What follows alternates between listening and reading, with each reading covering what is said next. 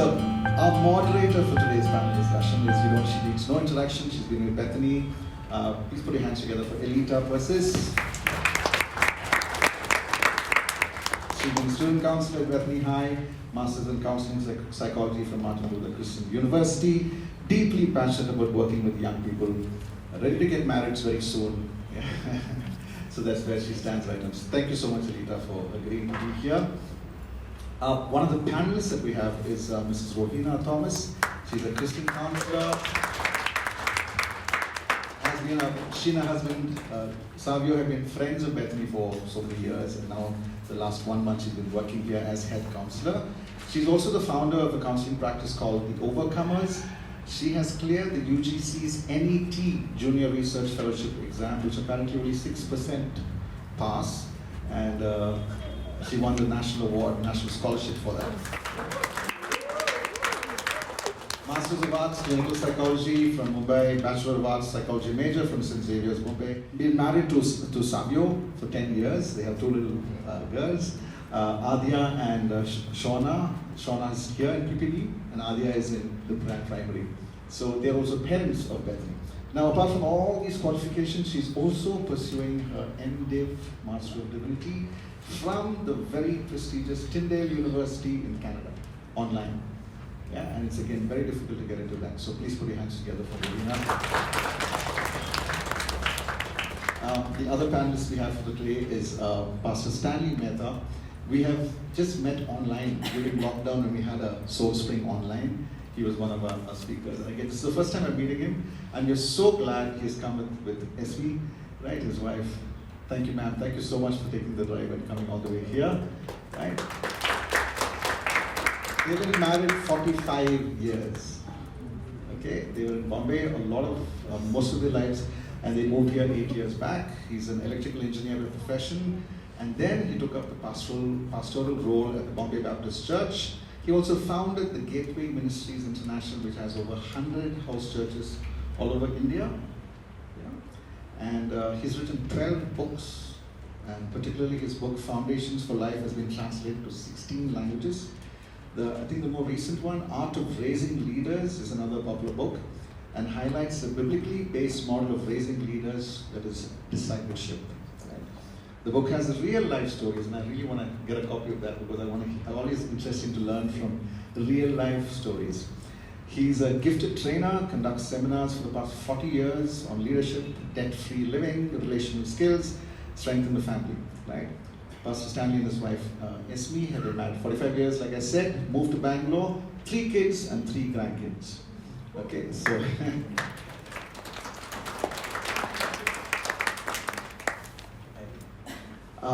We're going to pray, and if you can just pick up that sheet again. The first song is your prayer. Can we do that together? Can we read it together? Father God, the wonder to exist without the knowledge of your parenthood and your loving care. Now I am your child, your family, and I will never be alone. Because Father God, you're there beside me. And so we sing praises, and so we thank Him. Can we just close our eyes and we just sing the song?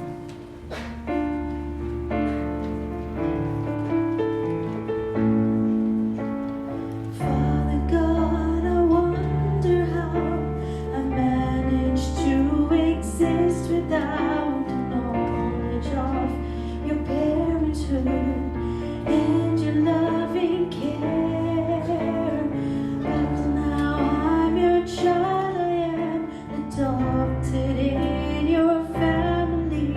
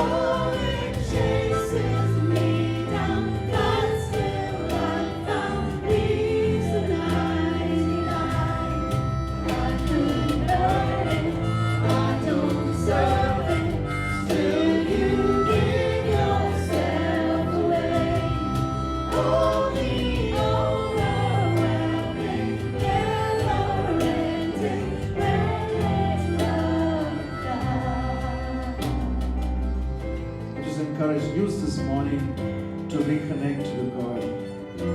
His love is actually reckless, unconditional. It doesn't depend on what we have done or who we are or our state of mind. His love is just for us. He's always fighting for us.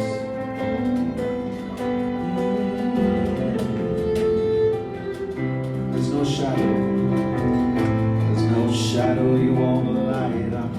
Mountain you won't climb up. Coming out to me. There's no wall you won't kick down. Lie you won't tear down. Coming out to me. There's no shadow you won't light up. Mountain you won't climb up. Coming out to me. There's no wall you won't kick down. Lie you won't tear down. Coming out to me.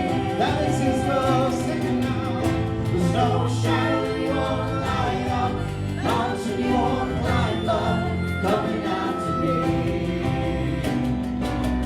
There's no wall you won't kick down. Lie you won't tear down. Coming out to me. Holy, overwhelming, never-ending, reckless love of God. Oh, it chases me down, fights till I'm found, leaves the 99, and I couldn't earn it, and I don't deserve it. Still you give yourself away. Holy, overwhelming, never-ending. Can we sing that? Just the voices? Oh, the overwhelming, Never-ending, reckless love of God. Oh, it chases me down, fights till I'm found, leaves the 99. I couldn't earn it, I don't deserve it. Still you give yourself away. Oh, the overwhelming, never-ending, reckless love of God. sing, I am chosen. I am chosen, not forsaken.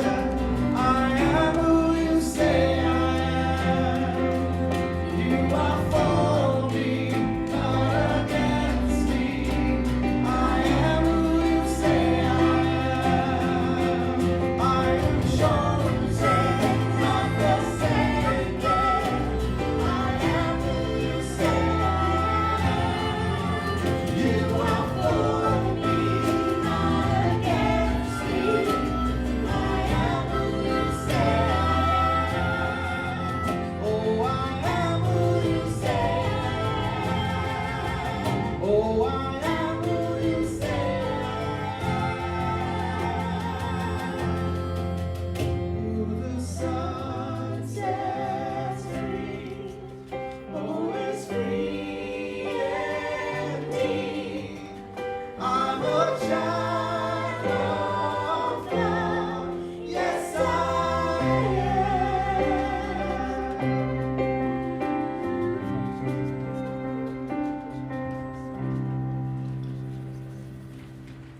Thank you for the gift of your love over our lives.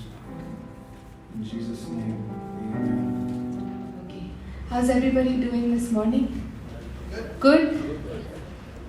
Not so good? No? Good, very good. Okay, very good. This morning it's such an honor and privilege, I think, for us to meet this way and talk about things that are very relevant to us and our children. And a lot of us on staff are here. We interact with our children every day, and I think it's just such a great opportunity for us to learn from each other, and particularly people who have specialized in the field for many, many years. And it's my deep honor and privilege as Bethany and as SOULSPRING to invite Pastor Stanley Mehta, who's here with us. Thank you, Pastor, for coming out and investing your time in doing this for us. I'd like to invite Pastor Mehta.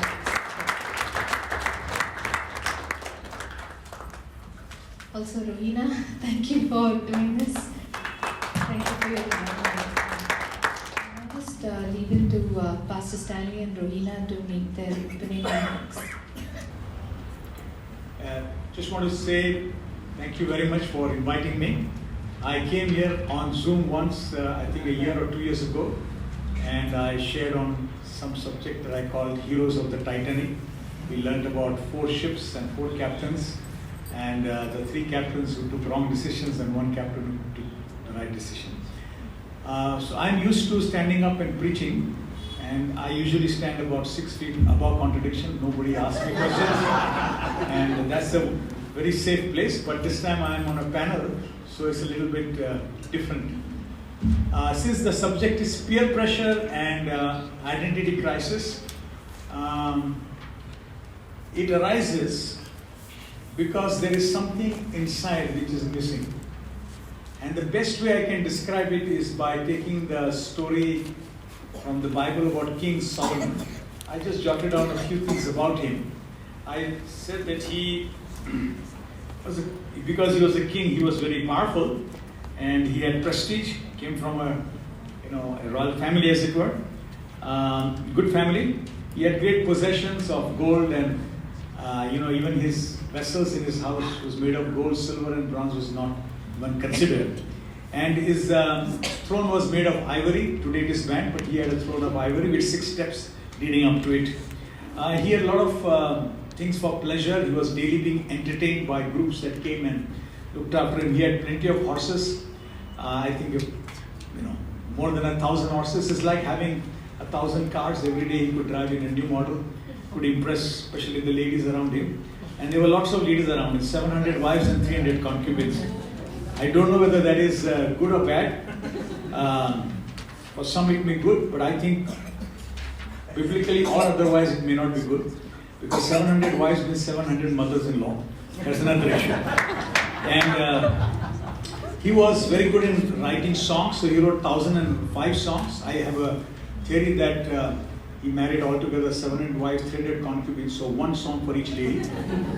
So he had 1,005, that means he had planned for 5 before that he died. So that's my just theory, separate, not authentic, don't judge it. And he had 3,000 proverbs that he wrote, and he was familiar with plant life and other life, and so introduced some rare species, as it were. He was involved in projects. He built a temple in 7 years, his own palace in 14 years, 13 years, and he built dams and gardens and vineyards. In other words, you name it, he had it. So he should be having no peer pressure, he should be having no identity crisis, he should be having nothing. But he writes in one of his books called Ecclesiastes, vanity, vanity, vanity, empty, empty, empty, meaningless, meaningless, meaningless. If I were to introduce him with a microphone on his face, he would say, all that is amounting to nothing. It did not materialize to anything. So these things of status, symbol, fulfillment, whatever he named it, he had it, but it was missing. There was something very crucially missing in him. If you go to the Light and Sound show in Delhi on the Red Fort, it narrates this history of last 400-500 years. It is a beautiful show, but it narrates different kings. One of the kings it narrates is King Aurangzeb. He was born with a silver spoon in his mouth. If I may say, it was a golden spoon with diamonds studded one. Absolutely lack of luxury. He was a religious man. He had, during his time, the Taj Mahal was built and so forth. Everything was there. Mughal Empire was his peak. But there, in that particular Light and Sound show, it says that on his deathbed, he said, मैं कहाँ से आया, मैं क्यों आया, और मैं कहाँ जा रहा हूँ, मुझे कुछ नहीं पता. I don't know where I've come from. I don't know why I'm here. I don't know where I'm going.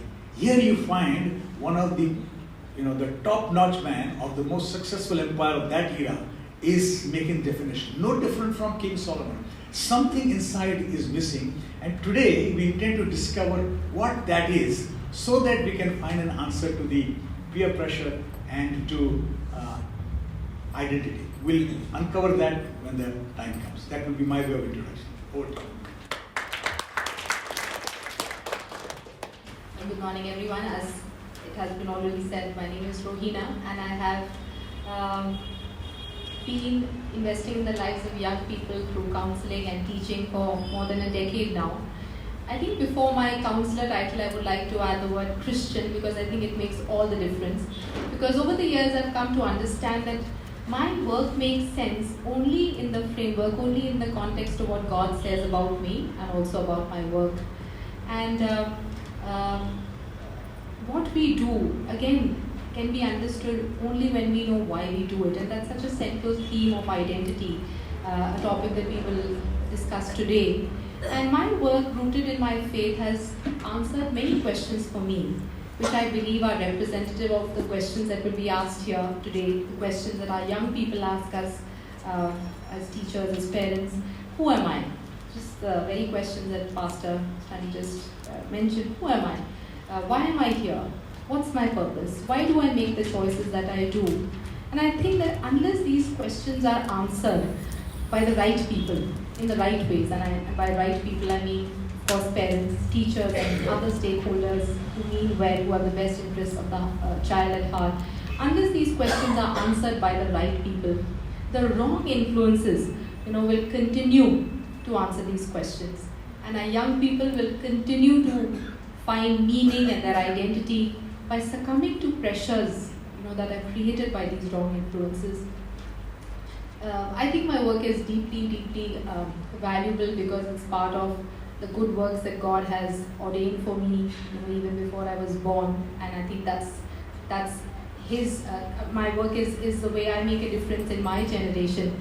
And I know that psychology is extremely valuable in the sense of providing tools and resources that help us deal with the challenges that life throws our way. But I also know in a very realistic sense that there are limitations to my work. Because at the end of the day, it is really an attempt made by one human being, which is the counselor, trying to help another human being, which is the client, in a very human fashion. And just by virtue of that, there are limitations. And therefore, true help can only come from a higher power, with the divine wisdom that we have as our portion. And that reading that we have today from Psalm 139, it's so beautiful because it says that who will know us better than the one who has created us, who has fashioned us in all our complexity. And even as I was going through the Google sheet, that complexity was so evident in the variety of responses to the questions that were asked. How peer pressure affects identity is different for different children. And we have to respect that uniqueness, and it's beautiful how God meets us where we are. There are no formulas, there are no rules that can safely apply to all our children. Each child is unique, and God can best address that issue.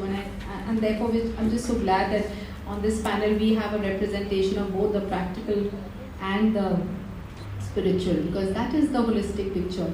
And I'm also very glad that I'm sitting on this panel as a parent, because if I didn't have kids who are navigating through the same issues, maybe you would be tempted to believe that I have it all right in theory, all the answers on paper. But being a parent is a great equalizer. Just the other day, my daughter was telling me, "You're a horrible mother." So, and I was really wondering, should I share this from the sitting here on the panel? But I think I need to make myself vulnerable, because it is to drive home the point that you and I face the same challenges, in helping our children overcome issues related to peer pressure and identity. So I want you to remember that. And I do hope, as a parent, as a psychologist, that we can address this very, very relevant issue with an open mind. Because it is definitely the need of the hour, and I hope that you can use all the help that the school gives you, that is available through counseling. But at the end of the day, to remember that ultimately the answers come from God, because there is no one who cares for our children, who loves our children more than He does. How can we help our children navigate the challenges they experience in their teen years? If we lay a good foundation, then teenage should be relatively easier. I'm using the word relatively. It's not be easy, but relatively easier. I think if I may think of 3 components that might help. First is the sense of belonging. When a baby is born, the belonging is the most important part of the baby's life. And if it receives unconditional love, and a lot of pampering, touching, because that's where it receives love. And then by the sound, whatever it listens to and whatever it sees is how it receives love. A baby doesn't understand the difference between lovey-dovey talk and shout, but it does, because the moment you shout, the child is startled and feels something is wrong somewhere. And the moment you speak your lovey-dovey songs, your nursery songs, lullabies, whatever, the child feels blessed. And it starts the good foundation. But as it grows up, it has to have some worth, self-worth. And the self-worth is given by constant encouragement and endorsing whatever it is doing, what the child is all about, etc. And maybe the first step, or those small things that you do. If you're there and if you help the child at that point of time, it makes a lot of difference. It gets the assurance that I'm okay, I'm fine, I'm progressing well, I'm responding well, I'm on the right track. And then as it grows a little bit further, it gets into the level of competency, its achievements, its qualifications, its awards, etc., etc. And so there, again, the parents are there, particularly who say, you have done well, you are excellent, you got these gifts, you got these abilities, you got this talent, to endorse it. If you give this particular background, help during belonging, self-worth, and endorsing their competency, when it comes to teenage, it is able to maneuver its way through without any much struggle or hesitation. But if there are absent parents, busy parents, NRI parents as it were, then there is a problem. The child doesn't get those assurance. There is a vacuum, as a result of which it struggles during its teenage time. So this particular part is important, and I'll tell you another component afterwards about a spiritual component, but these things of belonging, self-worth, and competency are the ones we begin with to help it to maneuver, give the confidence so that it maneuvers its way during the teenage.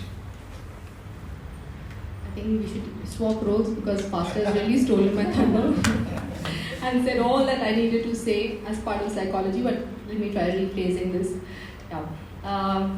I think the phrase that comes to mind, and that is something that I read even as one of the responses to the questions in the Google Sheets, and that is intentional parenting. And I think there are days when as parents we really want to outsource parenting, but I don't think that's possible or even desirable for that matter.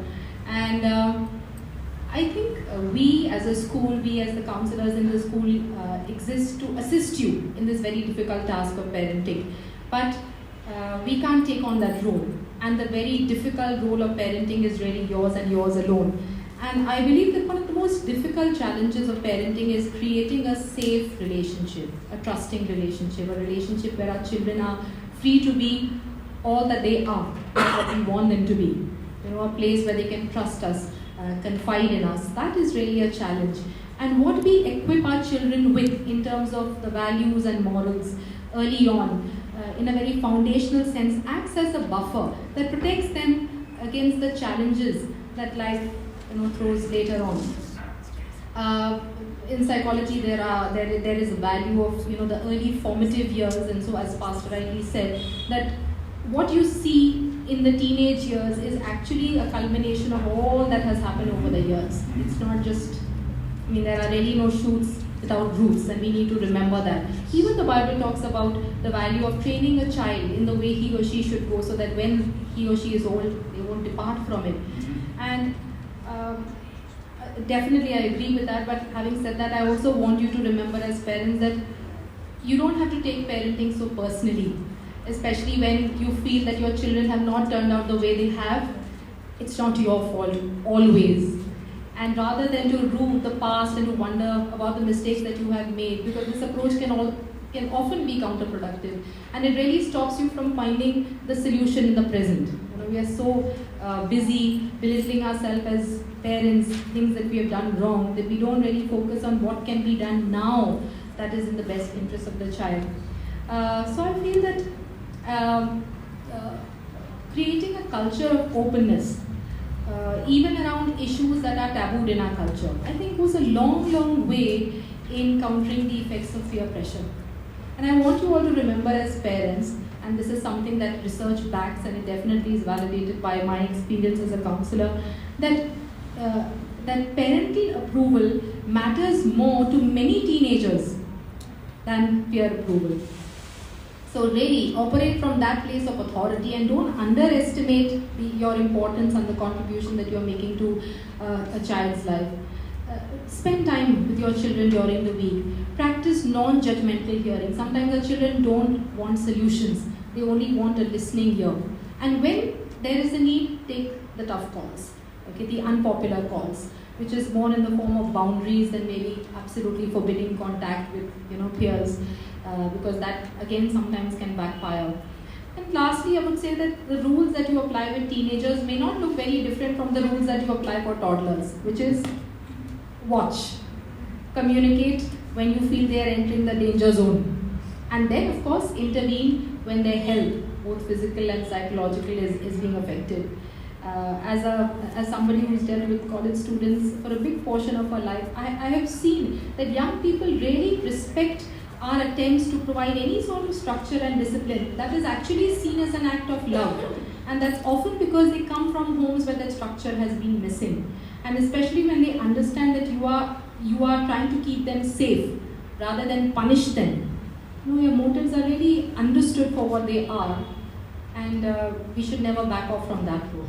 How can we address the struggle that our children have about their identities? We know that as they're growing up, that's a significant primary struggle they go through. Who they are, what they are in this world, what they like, what they don't like. Right? And how do we help them retain these values that we raise them with? Okay, I use those three words: belonging, self-worth, and competency. And I said parents' role in shaping them up. But if in the upbringing of the child, say the parents are quarreling, say the parents are struggling, parents are separated, parents are divorced, the child's worlds come crashing down. Its sense of belonging is disoriented. In its worth, if there are nobody to affirm the child and it makes mistakes and it feels I am less, and somebody teases the child or mocks the child, then it penetrates in the heart of the child, is disoriented. And so also with competency, there is maybe those who are working during the COVID time, some people lost jobs. Some people had reversals in their finances and investments. There was depression, there was slowdown, there was market crash and whatever else. So what was the beautiful world you had built all comes crashing down. In which case, our identity takes a solid beating because our identity comes from these issues. And we need an identity which comes not so much from our parents, not so much from our competency, not so much from our self-worth, but it has to be anchored in something else. And this morning we sang some songs. I just underlined as we were singing, Father God, I wonder how a man. Then he says, I am adopted in your family. Now, we need something which is more solid, foundational, strong. If my anchoring is and my identity and my belonging is in something else, which is unchanging, I am adopted into your family, then there's a whole world of difference. That is unshakable. My home situation, my parents quarreled. We talked a few times about divorcing. That shook my world. But as one meeting, I went to a meeting in the church, some call was given. I felt, yes, I need to anchor myself in God because He is the right stability. So that problem caused me to look to God, and I surrendered my life to Jesus and allowed His supremacy to come into my life, which gave me stability. I am where I am because of that particular aspect.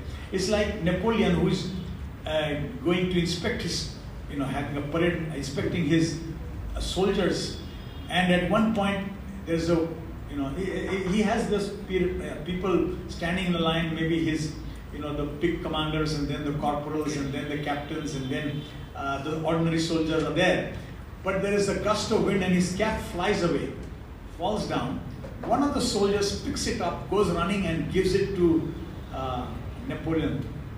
And Napoleon does not see who that person is, but he thought that since the cap only went little distance, it must be one of the captains who has given it to me. So he picked it up, he picked it up and said, "Thank you, Captain." Moment he said that soldier didn't go back to his rank. He went and stood in the line where all the captains stood. And all the other captains looked at him kind of signaling, go back. And he said, Captain. Settles it. That settles it. We need to know our identity and what he says. Our worth comes from him. Our identity comes from him. Our competency comes from him. Then that is the supreme code. We and our children have believed the lies of the media. That thing is beautiful. And this is what is accepted. This car model is correct. This house is correct. Rubbish. We need to have an identity. It is not based on anything. There is a contentment that comes. If you don't have that contentment, your situation will be like that Aurangzeb's situation. Or like King Solomon's situation. They may be kings, but otherwise all could be so many fantastic faces on the film screen and sports screen. Many of them have number of broken marriages, divorces, and living on antidepressant, and some of them have committed suicide. Famous names. All because that says middle thing is, the central thing is lacking, and that central thing is our relationship with Jesus. If we have that relationship with God, it makes a world of a difference. And I would suggest, in addition to our regular parenting with all other values, we may be able to impart to them that sense of relationship with God. We are made in His image. As you say, it says there in the Bible, let the land bring forth vegetation. From the land then came forth vegetation. But the life of the vegetation is hung on its connection with the land. And let the waters steam forth with marine life. But the life of the marine is connected to the water it is. You separate the fish from the water, it's finished. You separate the vegetation, finished. And we are made in the image of God. Moment we get disconnected, it's just finished. That is where we have problems of peer pressure, problems of identity. But reconnect back and you will find you are in the absolutely the best place possible. Thank you. Again, I have to say that we have not exchanged notes, so any matching is purely coincidental. But I think it's also proof of the fact that we are saying the right things, because I think confirmation always helps. But I read this somewhere and I found it particularly beautiful, and it said that our identity is found not so much in who we are, but whose we are.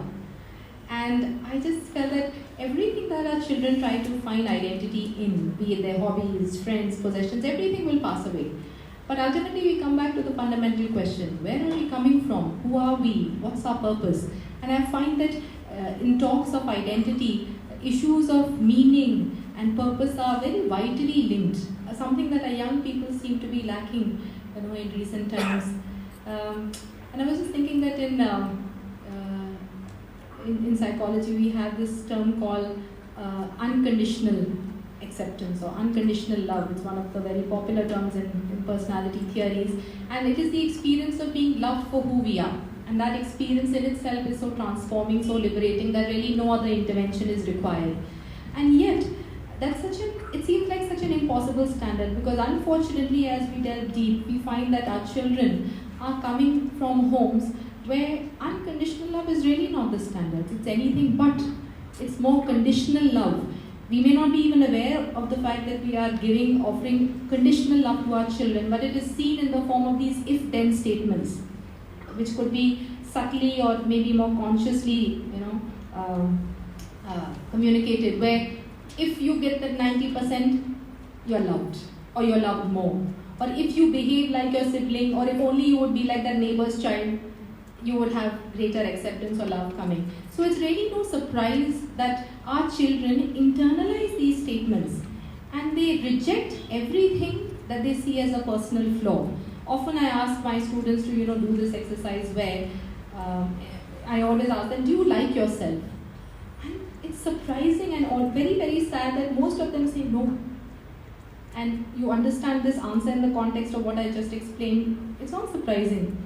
Also, when I give them this activity where they have to write down 5 strengths of theirs and 5 things that they perceive as weaknesses, children struggle to write. They say, can I write 1?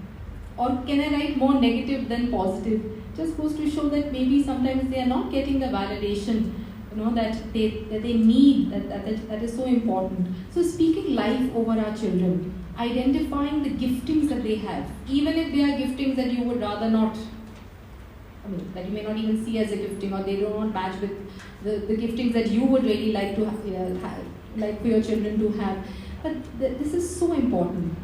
And this may not be something that you would expect to hear from a panel, but I think giving our children the luxury to fail and to learn from their mistakes is so vital. If there is one thing that I remember of my parents, especially my father, was the freedom that he gave me to just make my own mistakes and to own them. I burnt my fingers, learned the hard way, but I am what I am because those mistakes were mine. You know? And I think it's so important that even as we equip our children with values, on one hand we do that, and on the other hand we do whatever it takes to protect them from entering situations where those values may be tested. And that's ironical because one of the responses again in the Google Sheets was that this doesn't affect my child. In fact, my child is more confident and surer of her convictions because of the pressure she faces. So sometimes we need to be open to that perspective as well, that our children will take map out their own journeys towards identity formation. There's only so much we can do. I think somewhere we as Indian parents are very good at engaging in a form of parenting that we call helicopter parenting. You know what is a helicopter? Always hovering around, always micromanaging every detail, making sure that we are doing the best for our children by ensuring that they don't fail. But we can't do that, and the ultimate responsibility for our child's life is God's, and we need to step back and recognize that. What are some signs to look out for that indicate our child's mental health is struggling? Before I get into the specifics, it will just be a plea that I make that mental health should be given the same importance as physical health, and it should be destigmatized to the extent that we counselors are seen as the first resource, as the first option rather than as the last option. And there are, I think, so many stereotypes that surround this whole issue of this domain of mental health, where I think the only organ that is stigmatized is the brain. We won't think twice before seeking help for, say, diabetes, but we may rethink our decision to go to a counselor because we have these ideas about how, this child is just intentionally being difficult, or that the family reputation is at stake. They should remain within the four walls of the family. Seeking help is a sign of weakness. Only to the extent that we challenge these stereotypes is the extent to which we will be able to identify the struggles that our children are going through. So I think some of the most obvious signs for us to recognize if a child is going through any kind of mental trauma or disturbances, changes in patterns, eating patterns, sleeping patterns, a child eating or sleeping too much or even too little, both extremes. Changes in personality, when the child is behaving in ways that are not like how the child usually behaves, disturbances in mood, issues in concentrating or paying attention, even subjective reports of distress that, I can't do this or I'm anxious. These need to be taken very seriously. And not only do we need to be vigilant about observing these changes in our children, we need to believe them when they come and share their concerns. That's so important. This is also my experience, and this was as recent as last week, where a parent said that I don't think there's anything wrong with my child because the pediatrician has ruled out all these factors. But what we are not factoring in is the possibility that a child may experience psychosomatic disorders, or psychosomatic symptoms. Now, these are issues where psychological or emotional factors cause physical problems, physical complaints. So a lot of the headaches that children report, a lot of their tiredness or stomach upsets, any sort of aches and pains that seem to kind of keep coming and going, which you think are being made up and fabricated, these could actually be anxiety induced. So we need to accept that psychosomatic symptoms are real and emotional psychological factors may have a lot to do with it. So I think to answer the second part of the question, what happens if these mental issues remain unaddressed? We counselors would go out of business, that is one. But I think on a serious note, our children will not get the help that they need, and they won't get it at the time they need it. See, eventually we may come around and address their concerns. But so many problems can be literally nipped in the bud if we address them early on, right? And there are situations, real situations, where immediate action is desirable. It could be a case of bullying, and we often see that. Or there could be suicidal ideation, and bullying does that to children. They reach a point where some drastic steps have been taken because the extent of bullying was so severe. So we need to really validate our children when they come and express their concerns, and of course do the things that I have mentioned. What kind of assistance and help do you think a child needs to deal with peer pressure and the associated identity crisis that come from that? Looking at the responses that came through the Google Sheet, it was very heartening to see that many parents felt that the existence of positive role models was a sure way of countering peer pressure and the associated identity issues. And I think that in choosing that option, we really have chosen ourselves as parents, and because, who is more important to a child's life in terms of influence than a parent? So even as we tick that option of positive role models, we are actually ticking ourselves. And to the extent that our identities as parents is secure, is the measure in which our children will find security in who they are. So a good question that we need to ask ourselves as parents is, what is our anchor? Where are we anchored? And even as we think about our children and we are deeply involved in caring for them and worrying about their issues, do we practice self-care? Because I think it's so important for us as parents to model that. And at the end of the day, when there's a discrepancy between what you tell your children and what you do, guess what they will choose? What we do. So somewhere, there has to be a consistency, a matching between our words and our actions for us to be the positive role models we hope to be to our children. Another factor that I think which was also identified in the Google Sheets was the existence of healthy peer relationships. And I think again that means that peer groups per se are not a problem, because as in psychology we make a distinction between peer pressure and peer influence, and the latter of course means the influence of the peer groups in guiding our choices for the better, in allowing us to make good choices. So peer groups in and by themselves are not a problem. It's the nature, it's the influence that they exercise over our children that kind of decides that. And it would help for us to reframe this in the sense that we always look at peer pressure as something that happens to our children, where our children are the victims. But can we just twist this around to mean our children being positive role models for their peers? Just the other day my daughter was telling me that a friend of hers told her that now sitting next to you my fears are going. And that was such a heartening, encouraging statement, because I felt that even in that little thing, I really don't know what she's doing in class, but just for someone to say that shows that we are on the right track. And our children don't always have to be the ones who are bullied. They can be examples of positive role models for their peers. And one skill that we really need to equip our children with is assertiveness. Saying no and saying it like you mean it. And that there has to be a match between, of course, your verbal and your non-verbal. Sometimes we say no, but our non-verbal is so all over the place that the other person is going to take you for a ride. So really, be consistent in your no's, say it like you mean it, not because it's the only word you know, but because it's an important word. And that is something that can really make our children immune to the adverse influences that are around.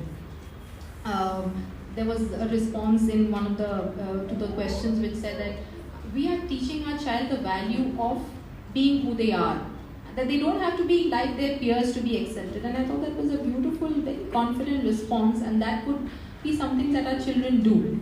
And lastly, I think as we talk about spiritual guidance and support, many times I have opened my Bible to find some very practical words of advice where parenting and child rearing goes. But the Bible is not just a spiritual book, it's a very practical book, and it's been hugely helpful to me to me as a parent. Prayer and therapy is a very powerful combination. Many times I come out of my counseling room feeling like I've not done enough. What have I done? Is there more that I can do than what I have? And then yet I find that as I have prayed, breakthroughs have come. Of course, in my own children's life, I've seen breakthroughs in the lives of my clients, not because of anything that I have done, but because God has taken over. So to understand that yes, that therapy helps, but at the end of the day, there is something more powerful than that. Many years before, when I was studying, that was many years before, and I was in my college during the free time. It was month of January. I was on the lookout for a friend of mine, and I couldn't find him. So I asked few people. Then someone says, "You go to the third floor. He may be in the library." So I went up to the third floor, and I found him in the library. So I sat with him, went to ask him my question, but I said, "What you're doing here?" He said, "I finished my studies for this year. I'm on my second revision." And I hadn't even started. So when he said that, I think fear of God fell upon me. I finished my talk with him, I went home and I said, "Boy, I need to rise up." It just triggered in me. Next thing I found is from the next 3 months, I was also in the library doing what it is. So my first answer to you is, how do you help your children find out they are fellowshipping with the good peer pressure group? Because it can provoke them in the right direction. Instead of the other group, see that you monitor their friend circle that is there. Second thing is, she said about role modeling. Now, we have 3 kids, 2 girls born to us, and the boy is adopted by us. He was adopted when he is 6 months old, and now he is nearly 31 years old, married now. And when we asked the agency from where we adopted him, we said, what would you advise us? He said, the earlier you can tell him he's adopted, the better it is. Because sooner or later, he will hear it from somebody. He'll come home and ask you, "People are teasing me, I'm adopted, am I adopted?" And you will cringe, and something he'll feel that he's less than normal, he's misfit, something is wrong with him. So tell him from the beginning. Tell him but positively. So right from the early days when he was still a kid, I would put him in my lap. I would have some, a children's Bible open, and we would go through the stories. And there would be Moses, and Moses was brought up as an adopted queen in the queen's place. And so said, Moses was adopted. So he says, say loudly, "Moses is adopted." And he said, "Moses is adopted." And he said, Jesus also was brought up by his foster father, Joseph. So he's also, Jesus adopted. So I said, yes. And then Bible says, "You're all adopted." So I'm also adopted. So I'll say loudly, "I'm adopted." And then I'll say to you, "You're also adopted." So he'll say, "I'm adopted." So he thought he had achieved some PhD degree by saying I'm adopted. But the way we communicated that made him feel that this is not a negative thing. There was one more kid who was adopted in our church, and he was playing with him. He was a couple of years older to him. That fellow was struggling with things. He told my son, my son's name is Titus. He said, "Titus, you know that I am adopted." So he said, "So what? I'm also adopted." So the guy thought Titus is only saying it because, to be empathetic. He said, No, you are not adopted. You are born in the family. I am adopted. I said, "I'm adopted." He said, irritated that you are not believing me. He said, "No, you are all right. I am adopted."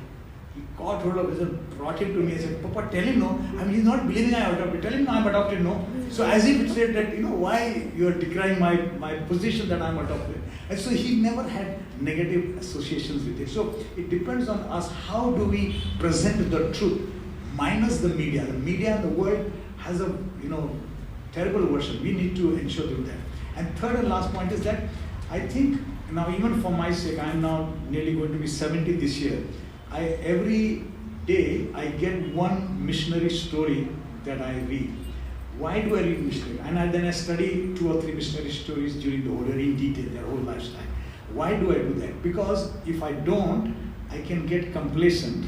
But if I read, suddenly I realize, my goodness, this is the level they have risen to, and why am I in this state? And I use the missionary stories to bring the positive peer pressure in me to rise up, so that I am cribbing about something and my complaints just go away, and I want to be a better person. If you tell stories, and I think my mother used to tell stories, if you tell stories, I think your child will get good model, good role models, good stories.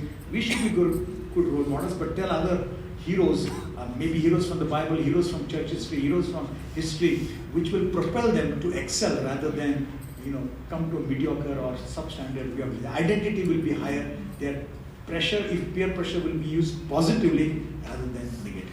Thanks. Thank you so much, Pastor Stanley and Rohina.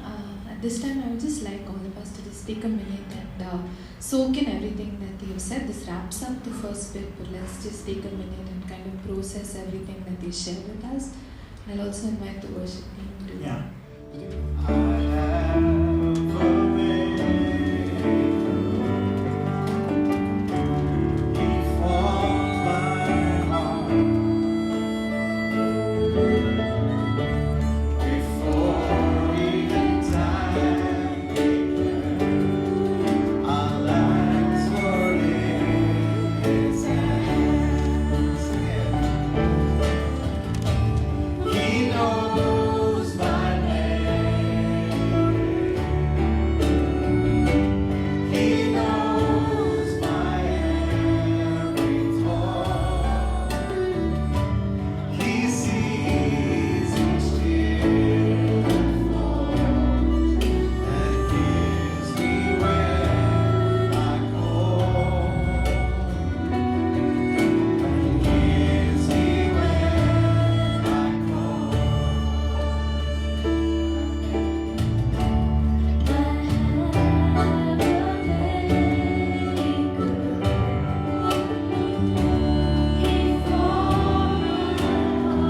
And gives me when I call.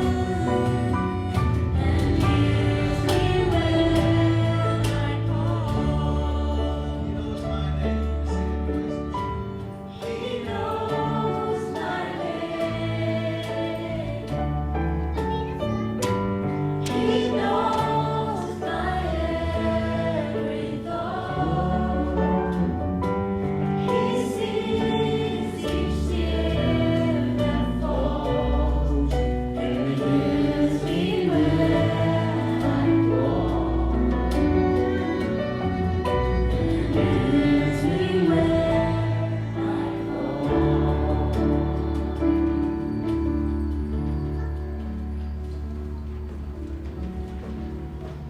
Alright, I have 3 questions that we've received. So if you have any questions, we will pass the mic around if we have some.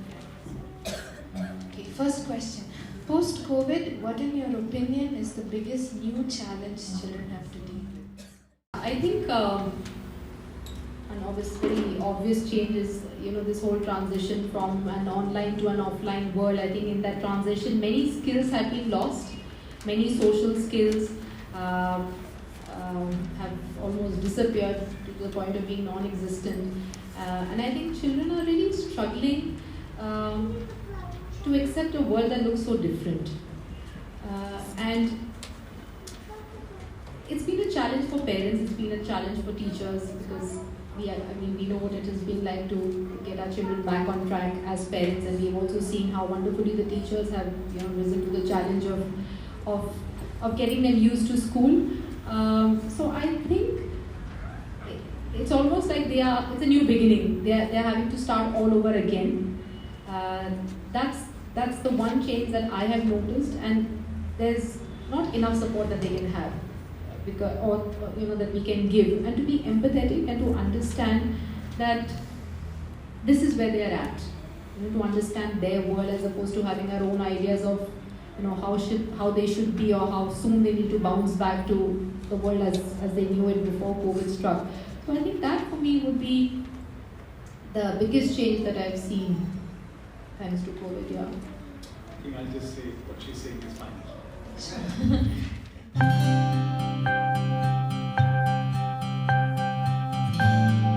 Let's start with the story and then I'll tell the points that are there.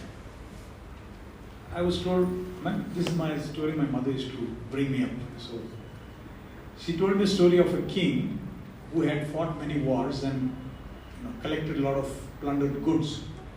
But at a certain time he felt he had collected too much, and the generals who fought with him did not benefit as much as he could. So one day he displayed his wealth, all that he had collected, and he called his generals and said, I want to share with you whatever I have plundered. So feel free to pick up any one item and take it home. It's yours. So the generals were walking around and they saw, whatever the wealth they had acquired, the king had acquired, they were looking at it. And just walking around to choose what they would like to pick up. One of the generals came to the king and said, I can't believe it, you would want to share all these goods with us. He said, no, you all have fought wars with me, you have risked your life, sacrificed your life, and come for it. I feel selfish to keep it, I like to share it with you, take anything you want. He said, you mean to say, sir, we can take any one item from this one? He said, any one item. He said, guaranteed? He said, sure. With this, the general bent down, picked up the king, and said, I'm taking you home. And his point was, for me, all this is irrelevant. You, having a heart like this, is what I really want. A friend like this, a man who is so generous, a man who is so kind, that is what I want. And I think that's my starting point, if I may say so, how we can reconnect our relationship back to God. That is of so much value that everything else becomes insignificant. The second point would be that how do we get our sense of belonging, our sense of worth, our sense of competency? That's what was asked for. We are programmed in our mind by what the world says. Now I said, in us in India, the media says slim is beautiful and you use this cosmetic, then you are acceptable, whatever that is. I've been to Africa about 9 or 10 times. Interestingly, until the current generation, until the previous generation, fat was beautiful. And if you feel mistreated, relocate. Meaning, I want to say it's the society and culture and the media that decides this definition. That is something external and totally wrong. Our identity doesn't come from media, from what the world says. Our identity comes from what God says about us. If Napoleon said, thank you, Captain, that's it. That's the Supreme Court that has given us an answer. He says, you are redeemed, you are ransomed, you are adopted, you are blessed with every spiritual blessing, you are a new creation, you are predestined. All these words I'm using from the Bible. You are the light of the world, you are the salt of the earth, and so on and so forth. All those words which God says is said by the Supreme Commander, the Supreme Court. What He says is final. So I don't have to worry about the opinion of Tom, Dick and Harry, what they say about me. So my sense of belonging to God, it is who I belong to. He has adopted me. As many believed Him, says in John chapter 1, it says, as many believed Him, as many received Him, to them He gave the right to be called children of God. Not a feeling, but a right to be called children of God. I am a child of God, and everyone born of God overcomes the world. I am an overcomer. And is any man be in Christ, he is a new creation. The old has gone, the new has come. I am a new creation. If you repeat that line in a personalized way, it will going to do tremendous to your identity. It's going to make you realize, you say what you want. I may think what I am, but I am not what I think I am. I am not what you think I am. I am not thinking what you think I am. I am what I am because what God says I am, that is the final word. If you say that, that settles it. And we will be able to take on much more things. And am I ugly? Am I good, beautiful? It doesn't matter. We sang a song, He left the 99 and came after me. And I heard a preacher say, even if the whole world was righteous, but I alone was the lost soul, He will come for me and He will die for me. Oh, that does too much for me. I'm so precious in His sight, and therefore, that's it. I give Him that identity. I feel, wow, this is the sense of belonging. This is the kind of God. This is the kind of sacrifice.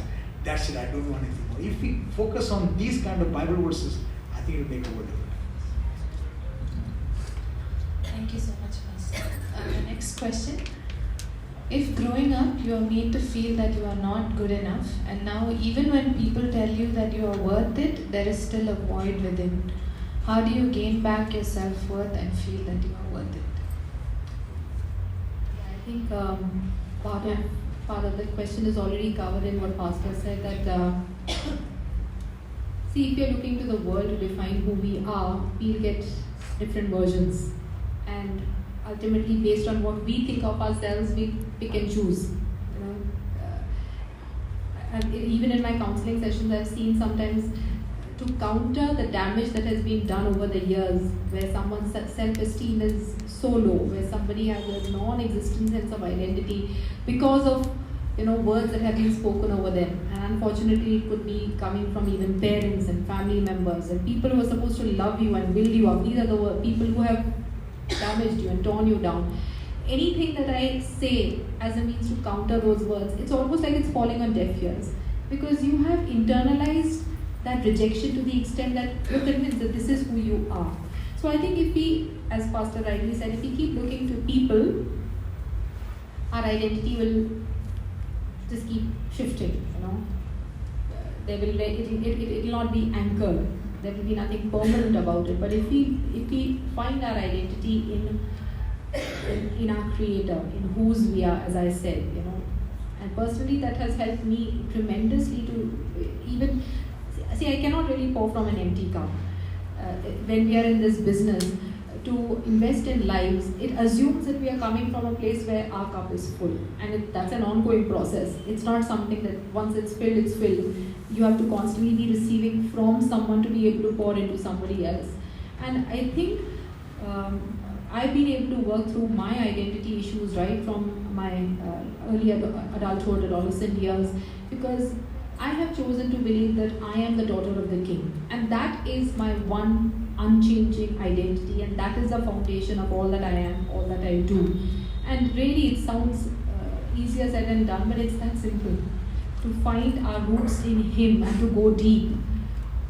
And really, the noise of the outside world will become lesser and lesser.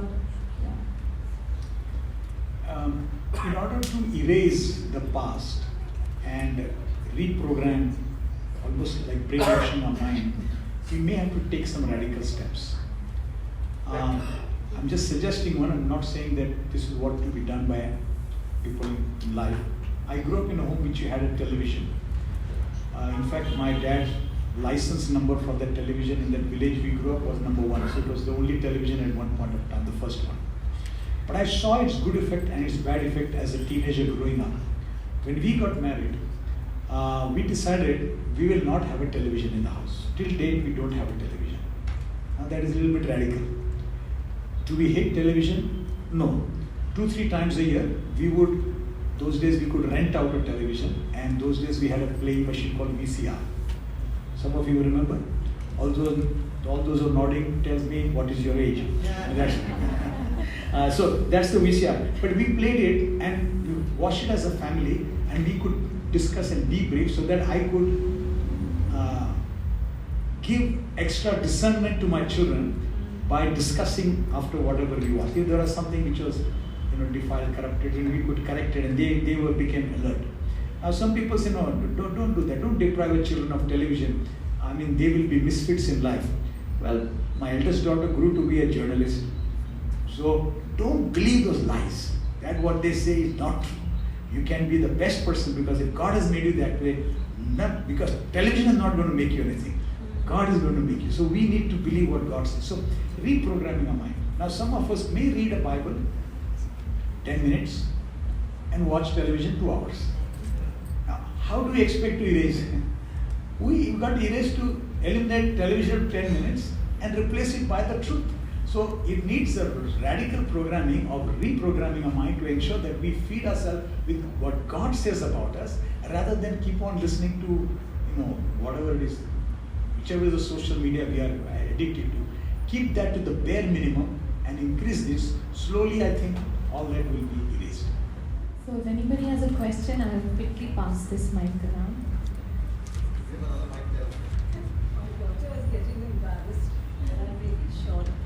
Coming back to its peer pressure, I think if parents are worried about peers influencing your child, I think a parent would push the peers out and be the child's bestie. If a child all day thinks I'm coming home to tell you, Mum, what happened in school. This is what happened. This is what hurt me. This is what... I think the peers don't stand a chance.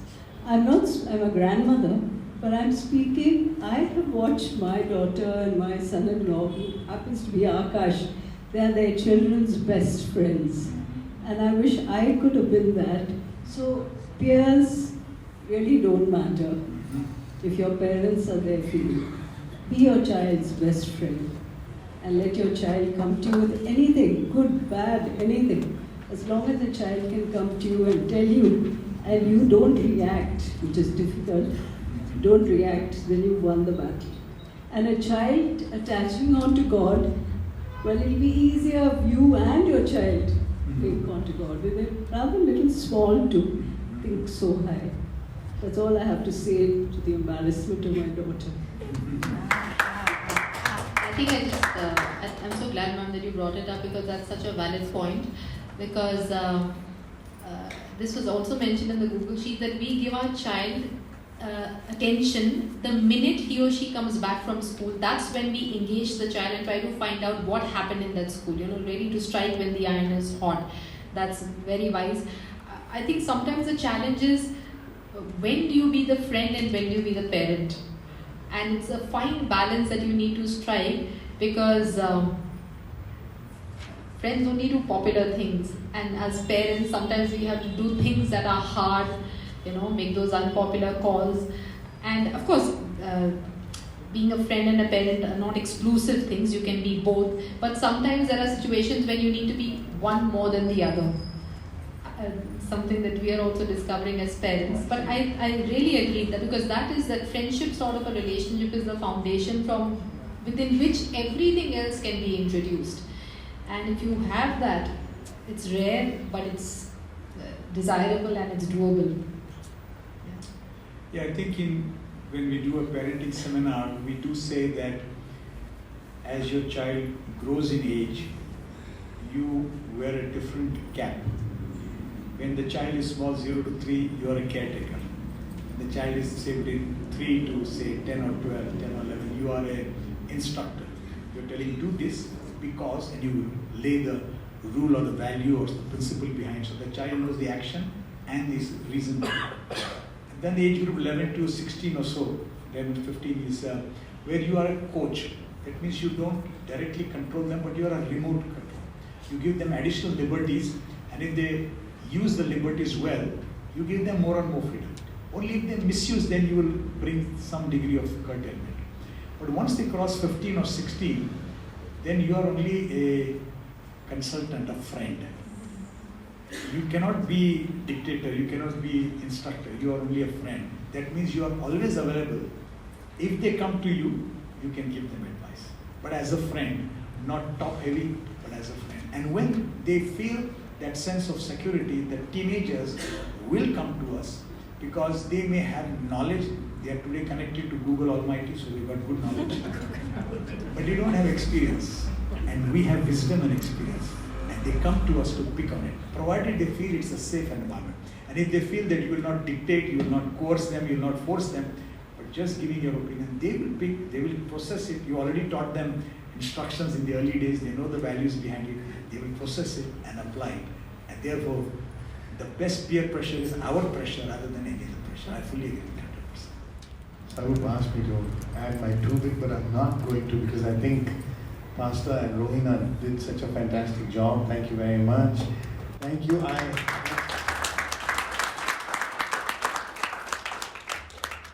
I joined Rohina when I asked you, are you really an electrical engineer? You're just so practical and so simple, and I think we can all use everything that you said. So thank you so much for being with us this morning. Thank you. I want to tell my mother-in-law that I'm going to take her out for dinner tonight. She was kind, she was good to me. She always is. Thank you all very much for being with us this morning, and do stay back for a little bite and coffee or tea. Pastor's here to pray with you if anybody needs prayer. The Lord lifts his countenance upon